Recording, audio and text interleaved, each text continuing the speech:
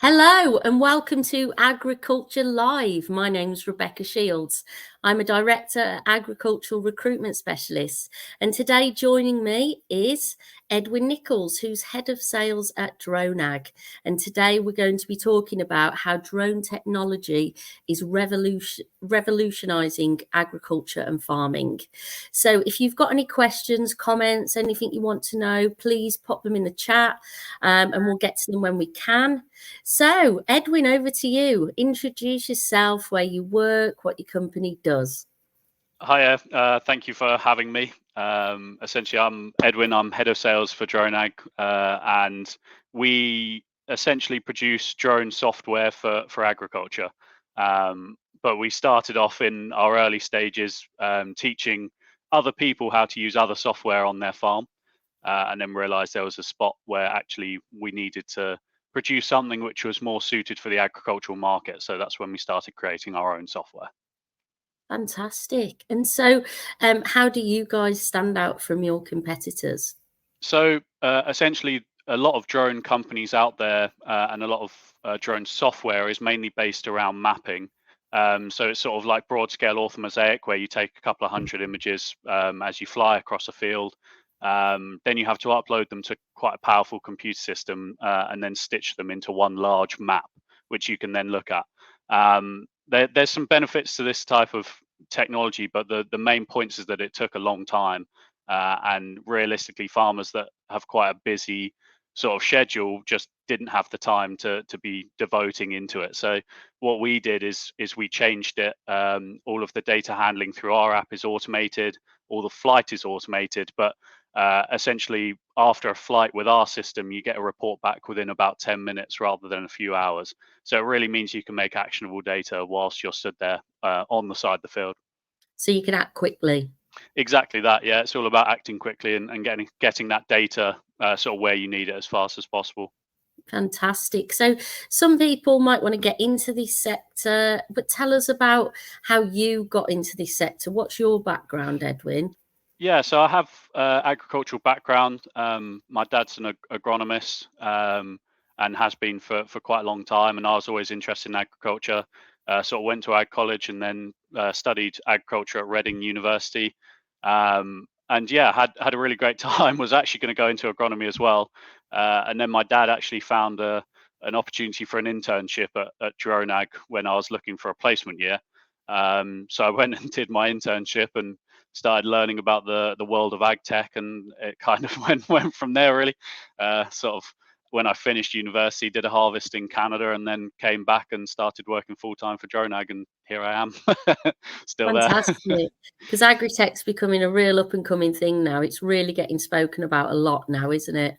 Yeah, no, it's a really popular topic, and I mean, there's a lot of ways in which tech can, really help us in our day-to-day jobs. So it's kind of about just getting people to actually look into it and adopt it. Fantastic. So what are drones for those watching or listening that don't know? Yeah, so it's an interesting question because a drone can actually be a lot of things. There's obviously everyone looks at a drone as a flying camera equipment. You can obviously get fixed wings ones which look like planes, and you can get sort of quadcopters, which is what we use, which obviously have 4 propellers and is what you'll see mostly. But drones can actually also be ground based. So there's many different ones, but yeah, the ones that we use are quadcopters, and yeah, they're basically flying camera units. Okay. And so what percentage of the ag industry use drone technology?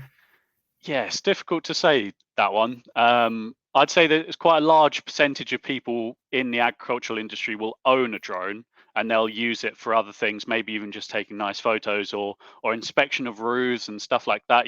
Doing jobs which are quite difficult to do on foot. The percentage of people that use them actually as an agricultural tool is a difficult one to work out, really, because there's like a fine line between using it for pleasure and for work. But it's definitely increasing, and as legislation changes and we have different types of drones coming into it now which do different jobs, it will only increase more. So tell us about the different types. Me and you have spoken before, you know, you've got drone spraying, generic R&D. Just explain to those listening and watching so that they can Yeah. get a better understanding. Yeah, so what I would sort of call standard drone use, I'd say, is the use of software like ours, like Skippy Scout, and then just an off-the-shelf drone. Quite cheap and cheerful. You're looking at around 450 to 500 quid for that drone package, and that will sort of cover the bases in standard use. You then have R&D use. That's when you generally use a slightly more expensive piece of drone kit. Usually has some sort of RTK module on it to make it a bit more accurate, but then also will sometimes include multispectral data as well, and multispectral sensors. These are sort of like a way of sort of looking a bit more deeper into crop health, chlorophyll content, stuff like that. But it's still a bit of a gray area at the moment whether there's more benefits of the more expensive drone systems or of the cheaper ones and using AI and sort of image recognition. And then you've obviously got drone spraying, which again, completely different systems and much more expensive. But yeah, they come with a whole list of benefits, large carrying capacity.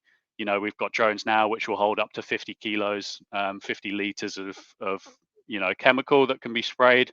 And they're being used all throughout Canada, Australia, the US, and obviously they've been used in China for years. We're just starting to catch on now in Europe, and they've got some authorization in Hungary. And the hope is that we can get that authorization moved to the UK going forwards. But we've got some plans to do some trials with drone spreading of slug pellets towards the end of this year. Which is looking hopeful. So it can be something that just can go on and on and on.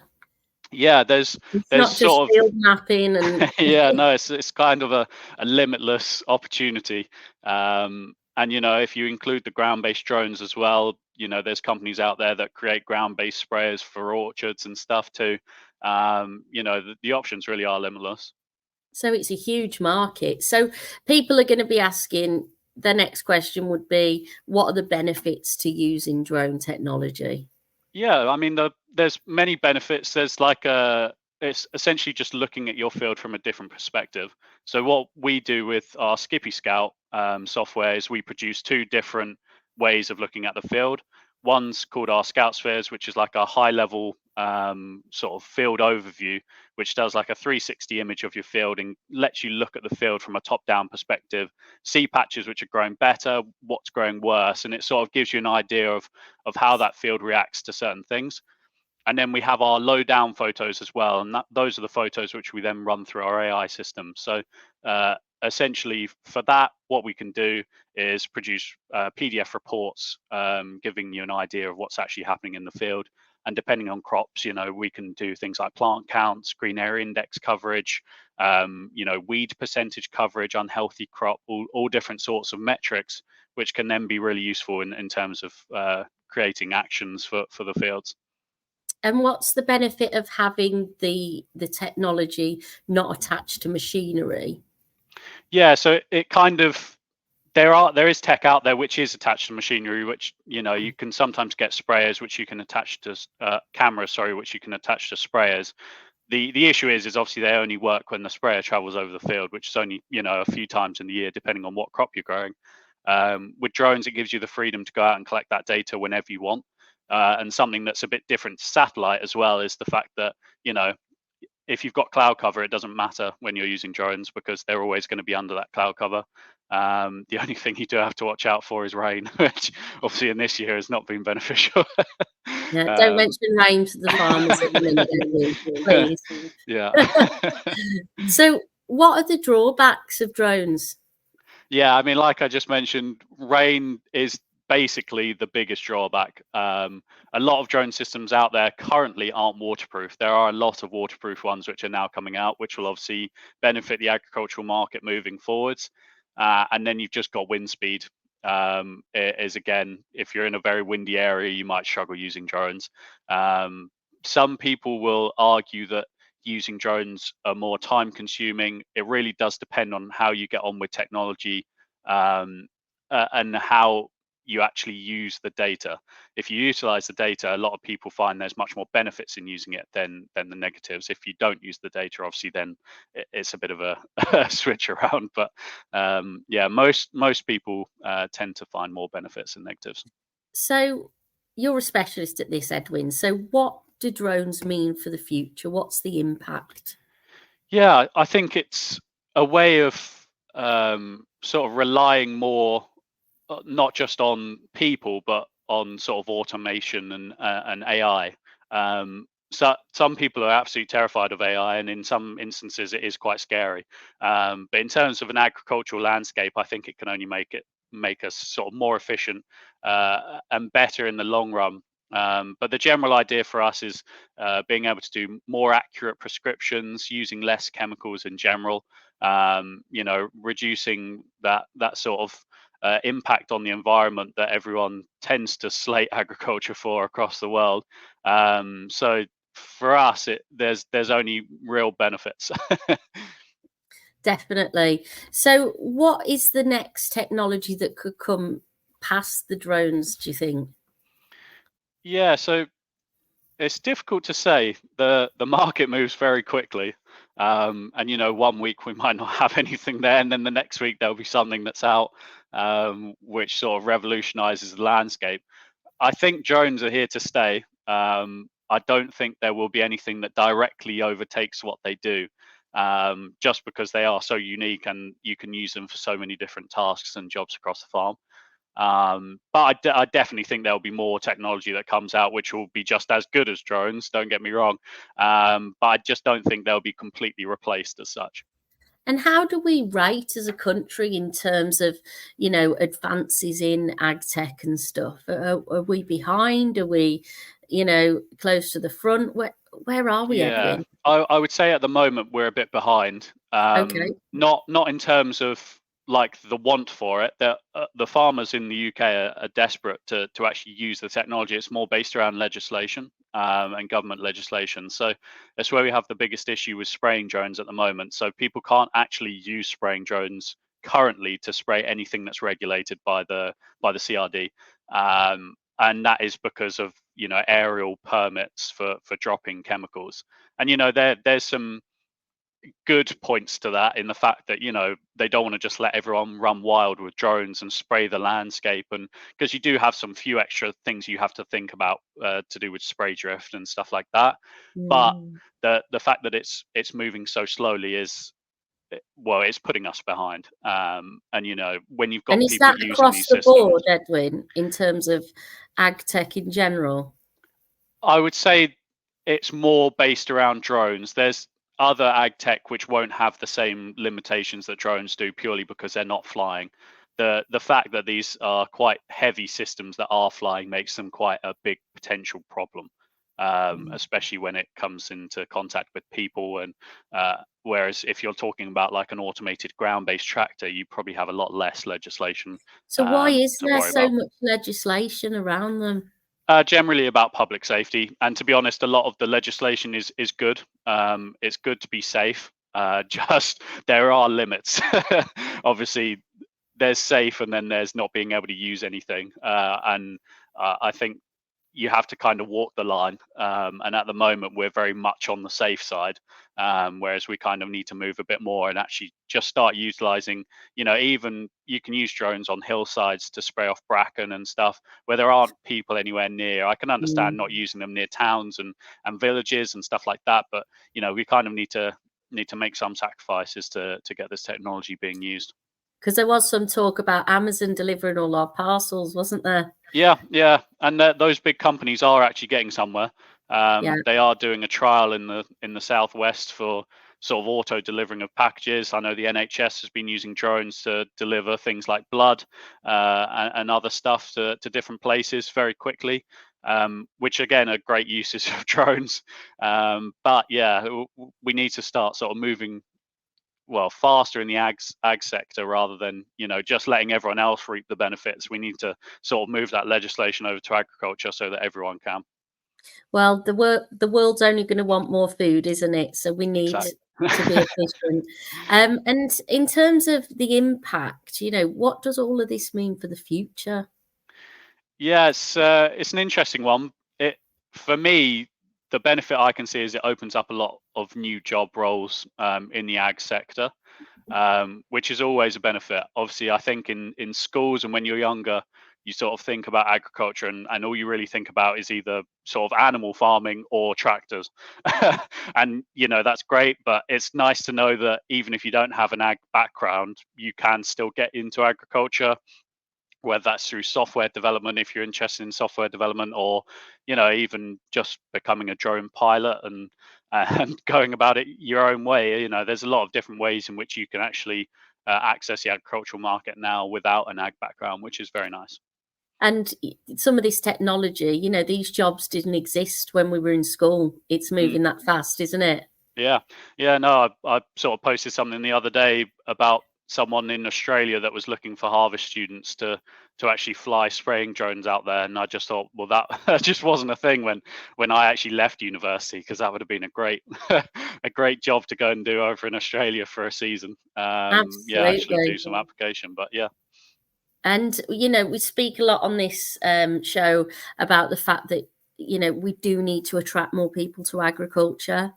And I think that the agri-tech, drones, all the technology is a great way to promote it to the youngest generation. Yeah, no, absolutely. And we do actually, a lot of our customers will actually buy into the tech, and there are some of them which will literally buy the drone, buy the software, and they'll hand that over to their children, and they'll actually be the ones that do the flying around the farm. And and it shows a different level of interest. And because drones are so easy to get now, and they're really easy to fly compared to what they used to be, you know a lot of younger people are having a lot of fun, and it's when your job's fun and enjoyable, it makes you want to stay. So it's all It's benefits. quite scary how they're better at technology than we are Yeah, sometimes. it is. I mean, some of my best customers are younger than me, and they will literally, like, I'll start an onboarding call and they'll already be set up. They've already got fields in, they're ready Wow. to go. Yeah, so it's it's quite scary how quickly people can just cotton on to tech. So why is agri-tech so important for us as a country? It's all down to efficiency again. We're feeding more people off of less land. Realistically, at some point, we're going to have to change things up again. It's not ideal, but it's just the way that the agricultural scene is moving, and ag tech can be a big part of that, and helping us. And whether that's using autonomous vehicles to help us cultivate and plant at times where we couldn't before, or whether it's drones helping us spray when we've got really bad weather, and you can't actually get onto the fields. The different opportunities that ag tech actually give the market are quite big. It's going to be huge, isn't it, Edwin? Yeah, yeah, no, it's exciting to be at the forefront of it. That's for sure. Definitely. And we've had a comment here on LinkedIn. The goal of technology is to improve productivity, labour hours per hectare. How do you see productivity increase by drones in broadacre farming? Yeah, so it's one of our main reasons really for actually creating the software that we did. Like I said before, most generic drone software is quite slow to use, and unless you're like a company that's dedicated to providing it as a service, generic farmers don't really have the time to do it and utilize that tech. So our software kind of gives the ability for people to do that, which have tighter time constraints. And it's all about covering the hectares and the acres much quicker, basically, and still getting that same amount of data you need as if you were walking it. The idea from our software is we are a crop walking tool, and if we can do that faster and save people more time in their crop walking, then that's ideal. So, what's the government doing in terms of supporting the industry on the technology side? Yeah, so there are now some grants out which are good. They came out sort of slightly earlier this year, which give people the opportunity to actually buy into various different tech and get some money back from the government.